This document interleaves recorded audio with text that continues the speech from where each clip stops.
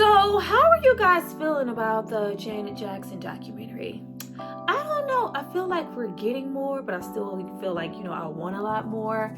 And I feel like she's sharing, but it's a lot of stuff that we already know. So it's like, oh gosh, Janet, she's exposing herself, but then it's still quiet, demure.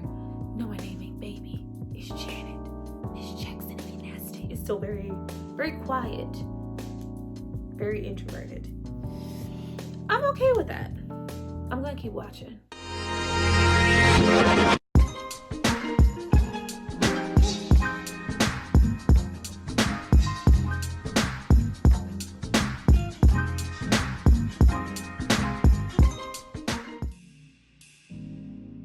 Hi you guys, welcome back to my channel. It's Tyra here with another struggle review, here to discuss Janet Jackson, the documentary. Now this is available on Lifetime and this is part 1 and 2. Now before I get into discussing what I feel like you might get out of watching this documentary, I need you guys to drop down and subscribe to my channel and like this video. I'm going to give you guys a moment to do that, and then we're going to come back and discuss all things Janet, Janet Jackson. I got my own mind. I want to make my own decisions when it comes to living my life. Bam. I want to be the one in control. Go back.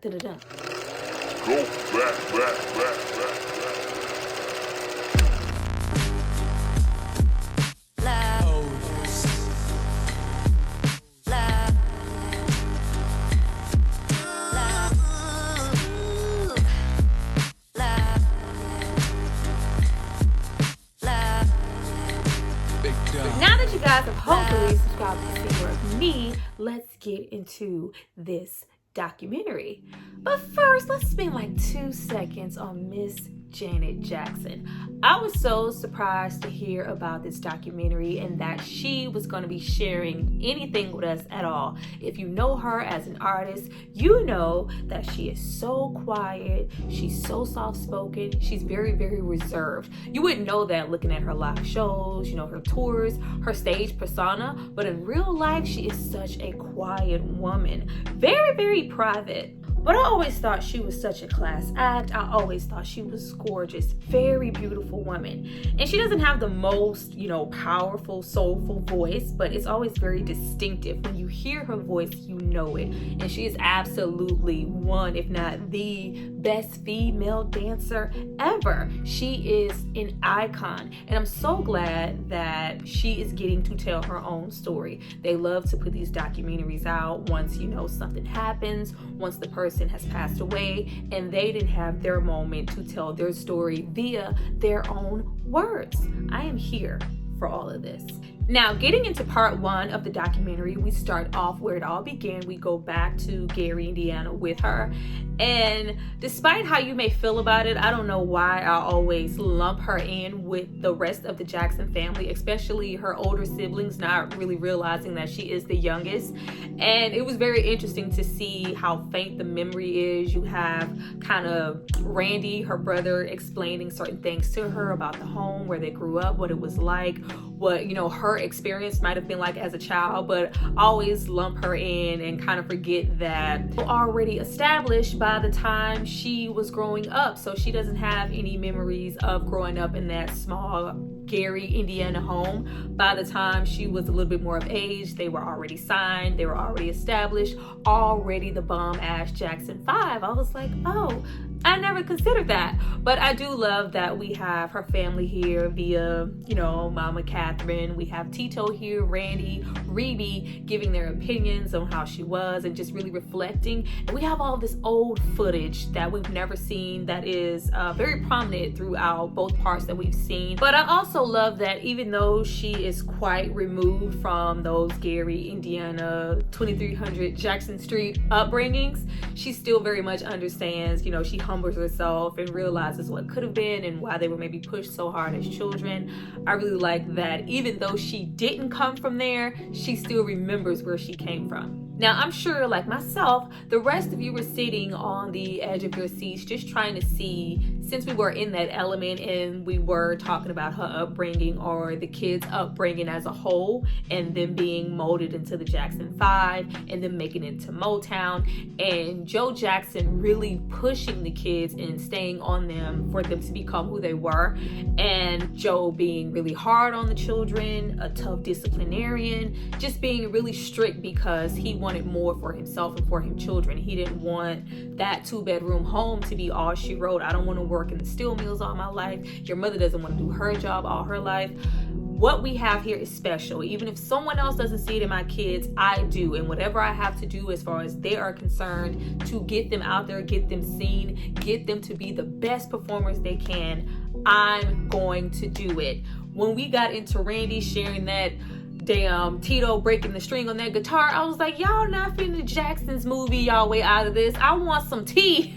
I was like, we know all about, who left the towel in the swimming pool. We don't need that. I really wanted to get into how Janet felt about that. Now, of course, with the respect that Janet has for her family, especially her father, we were never just gonna dive and be like, oh yeah, I witnessed this and it was terrible. Oh Lord, he's an abuser. We were not gonna get that. I would never expect to get that from her.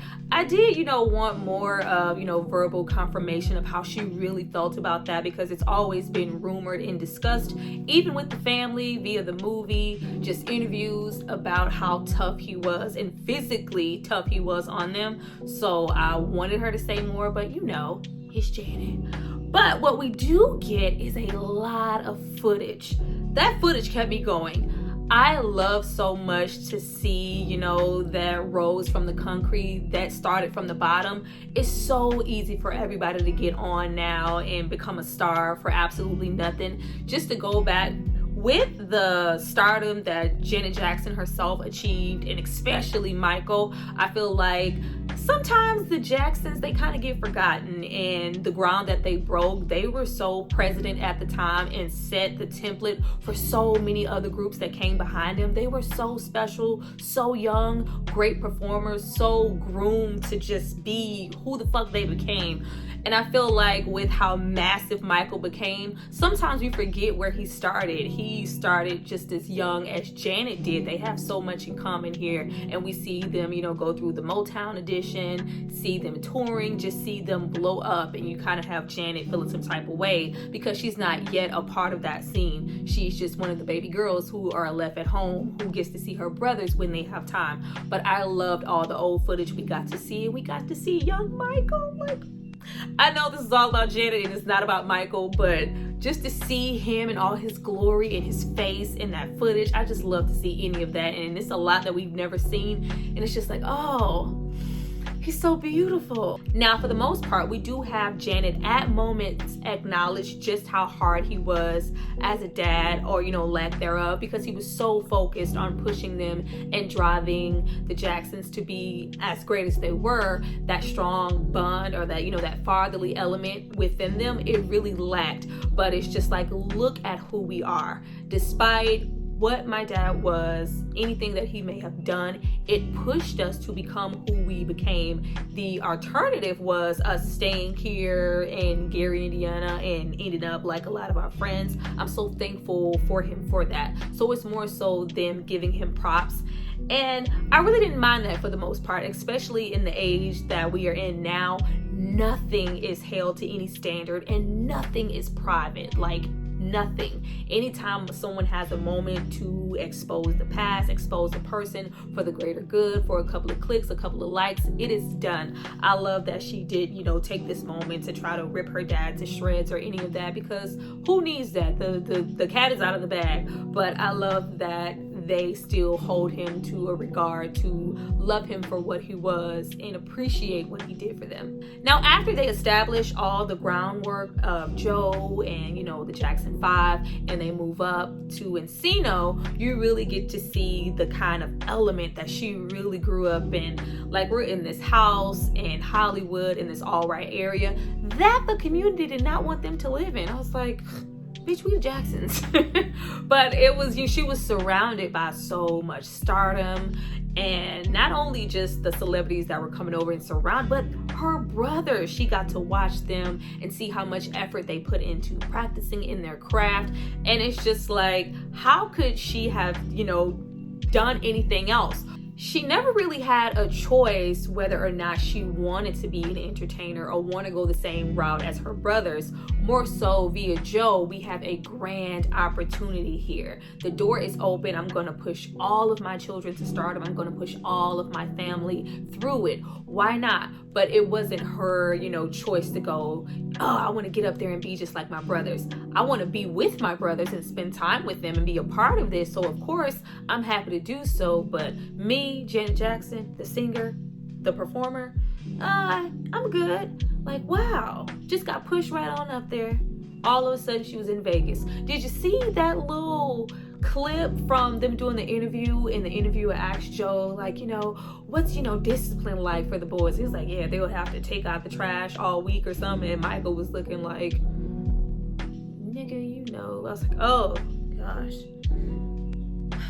Now, I also love that we take those moments to really see how deep the family runs. Like, the Jackson 5 had a whole Las Vegas variety show as children. Like, it's like unprecedented. It's so grand, and you just see how much charisma she has and how well she did performing. I like that this documentary shines a light on how far her career dates back, because if you're just not a fan or you're not as familiar, you just really don't know. But we get to see her going from being on stage, hey, come up and see me sometime, big boy, giving her good old Mae West, and just how much chemistry she had with her brothers, and just how well performed that they all are. I'm not just talking about Michael and Janet, the whole family as a whole. They were so great. We are never going to see that shit again, because nobody is trained and pushed to all that repetition for you to even get that good. That ain't happening no more. It was just so beautiful to see and watch, and just to see her flourish with her brothers and them really enjoy each other as kids, whether they were working or not. They were working really hard. She was seven, working really hard, and we're getting from variety show, and we're getting all the way up to Good Times at the Mama please, Mama no, Mama please. Everybody might not know about Janet from Good Times or Janet from Fame. Janet, portraying Mae West and doing the variety Sonny and Cher type thing with her brothers. Everybody is not aware of that, so this is very informative in that aspect. Now, of course, if you have a little bit of age on you like myself, you have seen the Jackson's family, Each Hollywood Stories, the autobiographies, the behind the music episodes, the Jacksons movies. So a lot of the things that are said here aren't just, surprising or not known. What we do get here that's different is we see her reflecting in the moment and how she feels about it now. So that does add something to it, but it's not surprising to see how much Joe was involved in her career as her manager, her not having any freedom, all the way up to being 18, being on Fame, and him planning what she's going to look like, what she's going to sound like, the type of music that she's going to be able to perform, and how she's going to perform it, where she's going, how she's getting there. He is controlling every single aspect of her life, which we knew already, but it's just really interesting to see and hear her reflect and how she feels about it. You can tell a lot of stuff from her past still affects her right now. It was really interesting to see that she really had no desire to do this. She wanted to go to college, be normal, be in a dorm. I believe she wanted to go for business, just to see how much she didn't want to do it. And it was just like, absolutely not. You're going to be a performer. I don't want to hear anything else about it. But it's just like some resent on her part, but we're like, damn, I'm glad he pushed you, because we wouldn't fucking have Janet. Janet is everything. Now, after we have her here, she is 18, she has no control. You push me into this album that is not a success, and now I feel like I'm now living up to the Jackson family standard. By this time, we have Michael kind of going off and wavering into doing his own thing and walking away from the Jacksons himself. Like, it's really a lot of momentum for who she is supposed to be and the type of numbers that she's supposed to show on the charts. Like, it's just not working. We get into James DeBarge. Feel the beat of the rhythm of the night, dancing to the morning light, forget about the way. I love all the musical references in the documentary. I was getting my life. Of course, we all know about that. We know about her getting married at 18 to one of the DeBarge members. It was interesting to see here that it really affected her. We do go back to how the family felt about it and her sneaking off and being secretive. This is like the start of her being as secretive as we know her to be as far as what's going on in her life, her relationships. And I just really felt like it was because she was so controlled in every other aspect of her life. And it was just like, what's mine is for me. I don't even want to share it. Even if it's something as big as marriage and relationships, I just want to keep something. Can I have something to myself? And even though there is more so a sense of rebellion and this is, a secret I'm keeping, it's sensationalized, it's, that young romance, there was really some strong feelings there courtesy of Janet at 18. You really feel the love for James that she had through the screen. Like, I was like, it felt so unresolved and felt so fresh, like it was literally last year or something. But this is literally her at 18 just feeling like, I just couldn't do it anymore. Of course, we know the entire DeBarge family has battled with substance abuse, and it has just been documented and horrible throughout the years. But this was the peak of him getting into the drugs, and I think if they had gotten past him being on drugs and he got some help, they might still be together, honey. It just seemed so unfinished. It was just like, I couldn't help him. I was trying. I have this thing where I'm attracted to guys who are on drugs sometimes, and I just really wanted to help him, and nothing I did was helping. I was alone. He was, going off, getting into those drugs, and there was nothing I could do, so we had to end it. But it just felt really fresh in her mind, and she was just so hurt. I was like, oh, Janet, just to have her be so vulnerable and so broken, to feel like, I was taken advantage of. I was so innocent. I wanted so bad to help him, and I couldn't. He just wanted to do those drugs, and I had to get that marriage annulled because I just couldn't do it anymore. I was hurting that I couldn't help him. It was just a horrible situation. And she whimpers and goes, I don't want to talk about this anymore. I was like, oh, Janet. It was just so heavy that still affects her in that way. I was like, man, I feel like she has so much more to share because it just was so heavy on her shoulders. I see y'all for part 2.